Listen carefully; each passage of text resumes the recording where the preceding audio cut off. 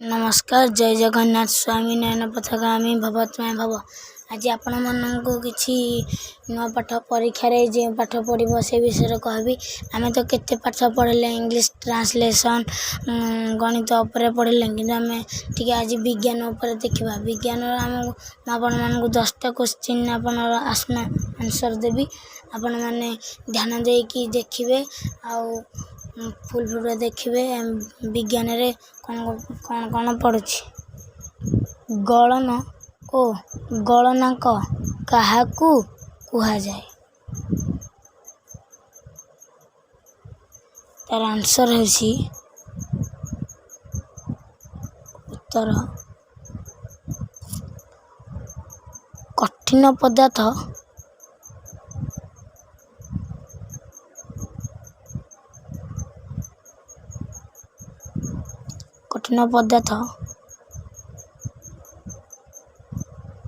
तरल हेबा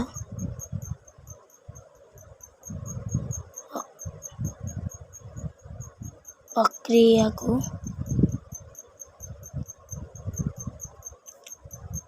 गणन कुहा जाए।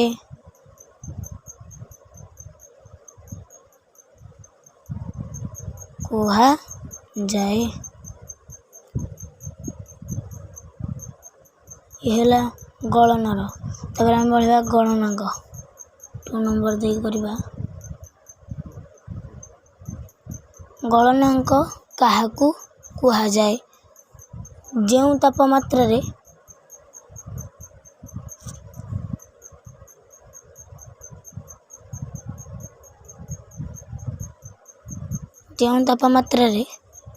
कठिन पदार्थ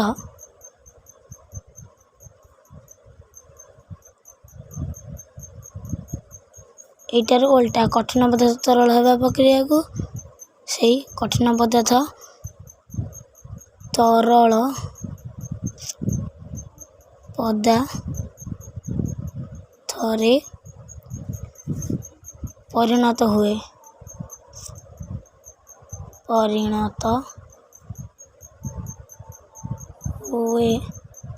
ताहाको गणनांक कुहा जाए।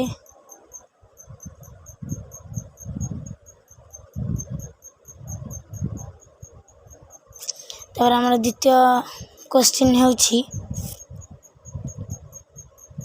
बाष्पीकरण काहाकू कुहा जाए। द्वितीय नंबर होछि बाष्पीकरण काहाकू कुहा जाए। बाष्पीकरण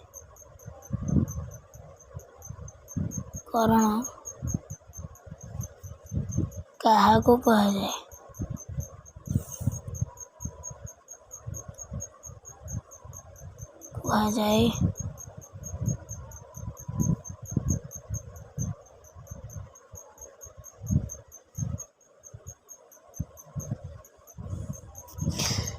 जो क्वेश्चन आंसर न बुझी पार्थले आपण माने कमेंट माध्यम रे जणाइबे कि मु 2 नंबर क्वेश्चन आंसर बुझी पारली आपण को निश्चिंत बुझाई देबे कमेंट रे।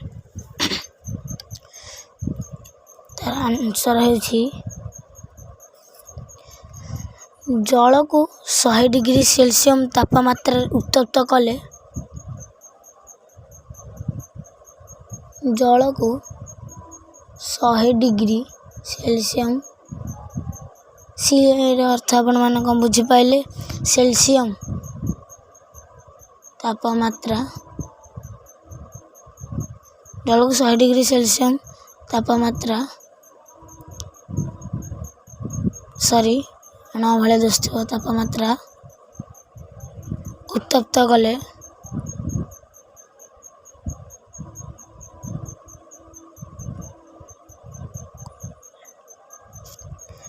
ताहा गैसीय अवस्था को न आसी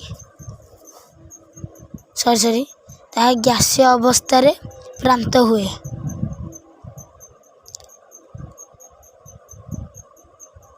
गैसीय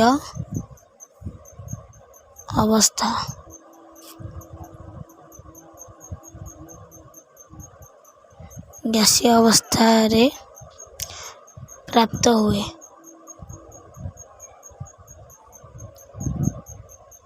किंतु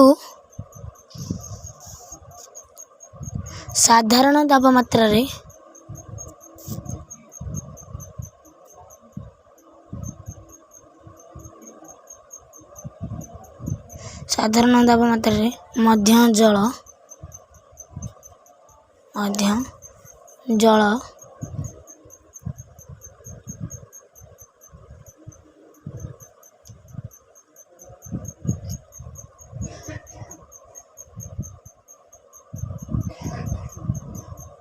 मध्य जल बाष्प रे परिणत हुए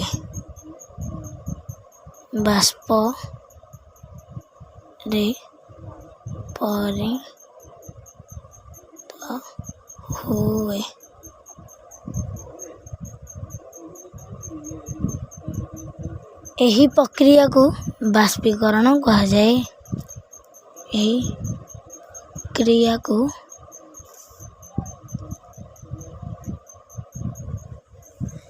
बाष्पीकरण कहा जाए।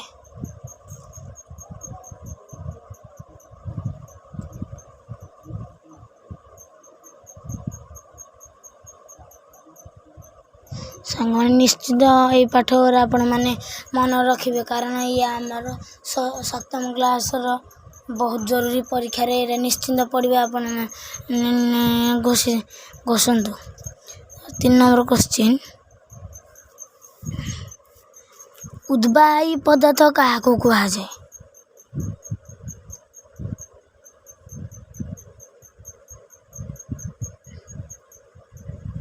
उद्बायी पदार्थ क्या कहा जाए?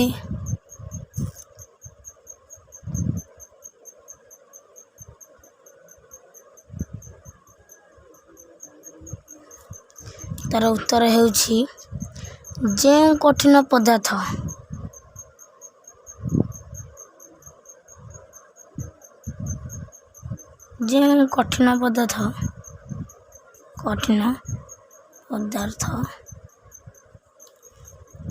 उत्तप्त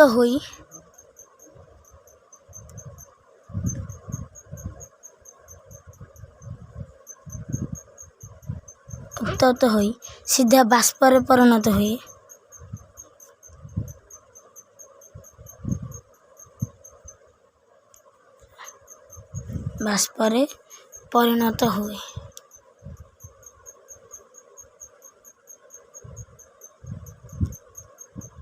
सीधा बाष्प रे परिणत हुए।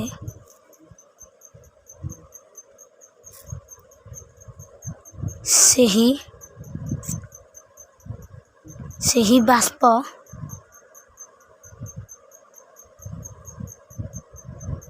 पुणी ठंडा होई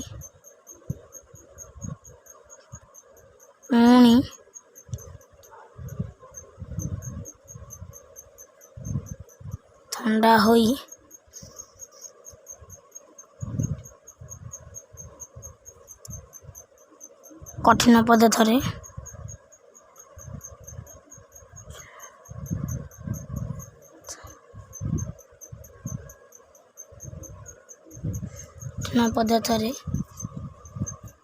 परिणत हुए।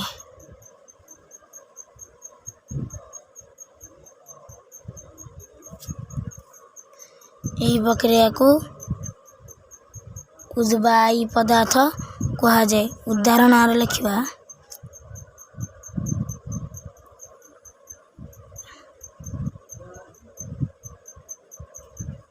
उदाहरण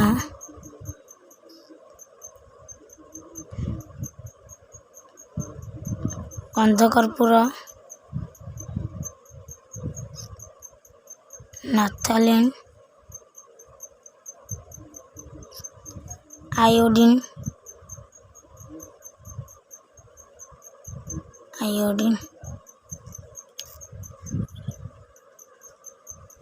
नाफ्थलीन गंधकर्पूर naphthalene iodine. Next question 4 number 4 ନମ୍ବରଟା ହେଉଛି ମୌଳିକ ପଦାର୍ଥ କାହାକୁ କହନ୍ତି?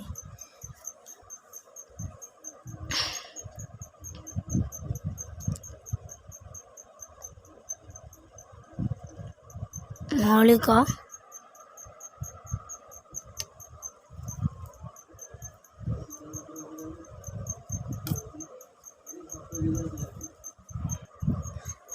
ପଦାର୍ଥ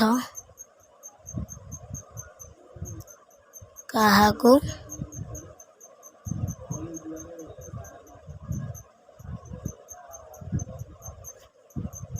କହନ୍ତି? ତାର ଉତ୍ତର ହେଉଛି ଗୋଟିଏ ପ୍ରକାର। ଉତ୍ତର କ'ଣ? ଗୋଟିଏ ପ୍ରକାର କଣିକାରେ ଗଠିତ ପଦାର୍ଥକୁ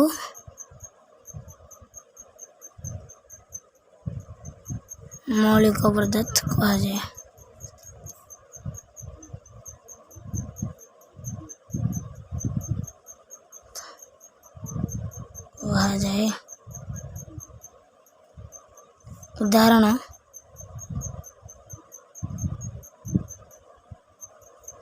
ଉଦାହରଣ ହେଉଛି ଲୁହା,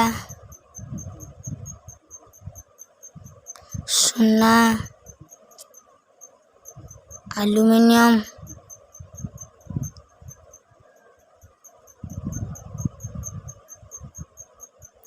ତାପରେ ଅଙ୍ଗାରକ,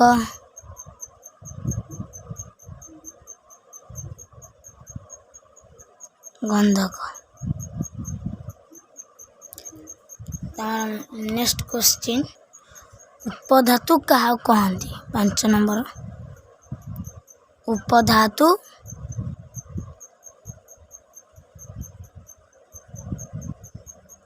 କାହାକୁ କହନ୍ତି?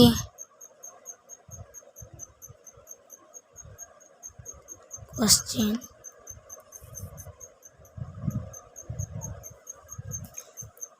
ତାର ଉତ୍ତର ହେଉଛି ଯେଉଁ ମୌଳିକ ଉଭୟ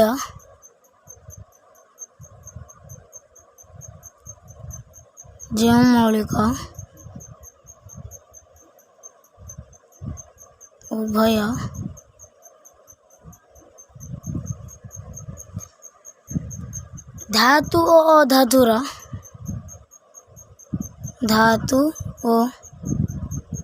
ଅଧାତୁର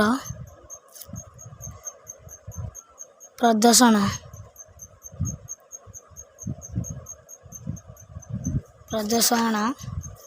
କରନ୍ତି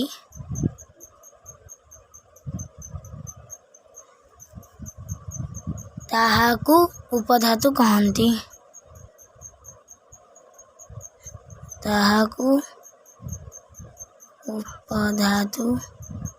କହନ୍ତି।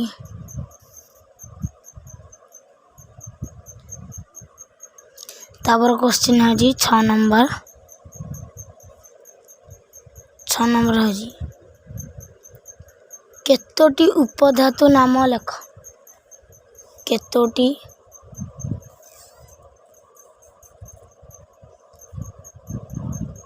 ଉପଧାତୁ ନାମ?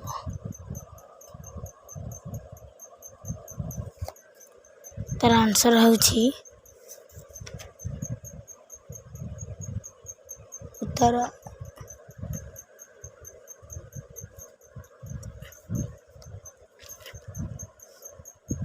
ଆର୍ସେନିକ୍, ଆଣ୍ଟିମନି ଇତ୍ୟାଦି ଉପଧାତୁ। ଆର୍ସେନିକ୍। ଆଉ ଆପଣଙ୍କୁ ଆଉ 5ଟି 1 ମାର୍କିଆ କ୍ୱେଶ୍ଚିନ୍ ଆପଣମାନଙ୍କୁ ବତାଇବି 1 ମାର୍କିଆ। ଆର୍ସେନିକ୍, ଆଣ୍ଟିମନି ଇତ୍ୟାଦି ଉପଧାତୁ।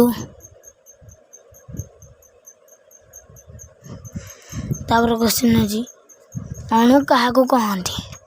7 ନମ୍ବର।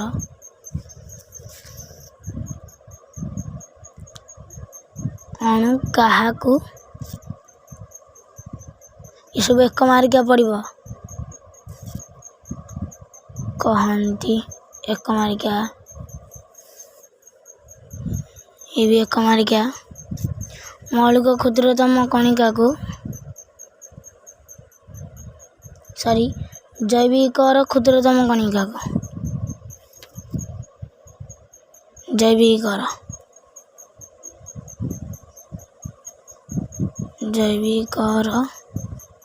क्षुद्रतम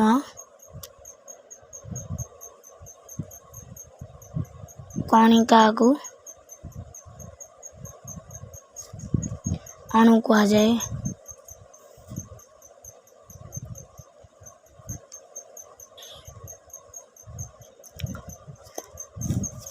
7 नंबर 8 नंबर क्वेश्चन होची परमाणु कहा कहा जाए। ये अणु कहा कहा जाए गला परमाणु कहा कहा जाए।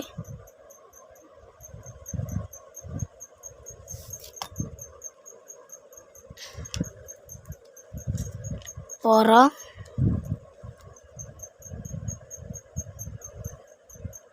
कहा को कहा जाए।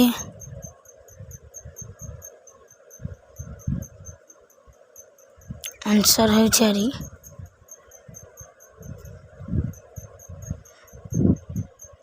मौलिक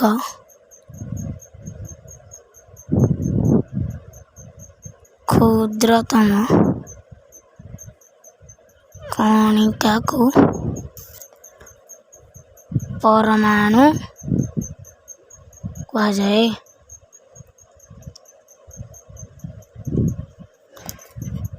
9 नंबर होची मिश्रण कहा कहती।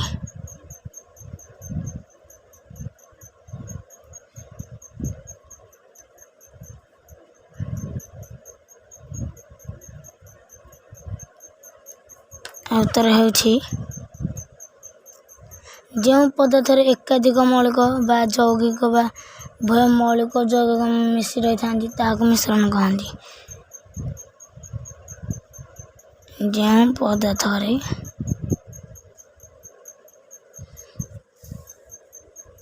पदार्थ एकाधिक मौलिक बा यौगिक बा उभय मौलिक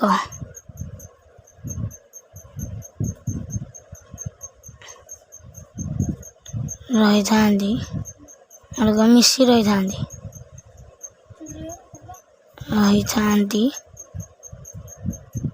ताहाको मिश्रण कहती।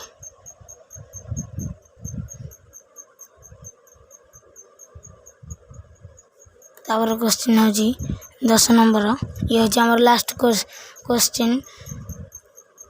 10 नंबर क्वेश्चन होची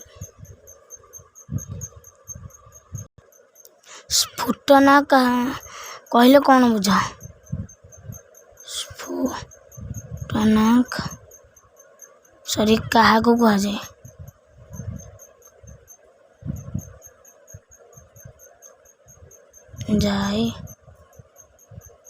आंसर होची जो तापमात्रा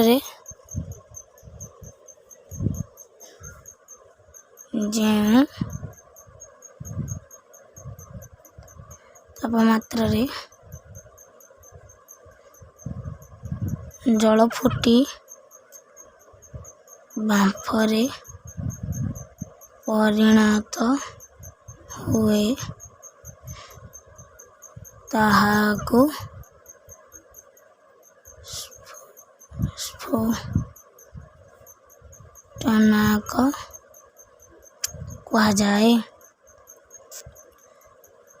आज तो समय हो जाए एबे ଆପଣମାନେ ବୁଝିପାରିଥିବେ ମୁଁ 10ଟି ପ୍ରଶ୍ନର ଉତ୍ତର ଲେଖିଲି ଆଉ 5ଟି ହେଉଛି ଛୋଟିଆ ସର୍ଟ କ୍ୱେଶ୍ଚିନ୍ ଆଉ 5ଟି ହେଉଛି ଲଙ୍ଗ ଟାଇପ୍ର।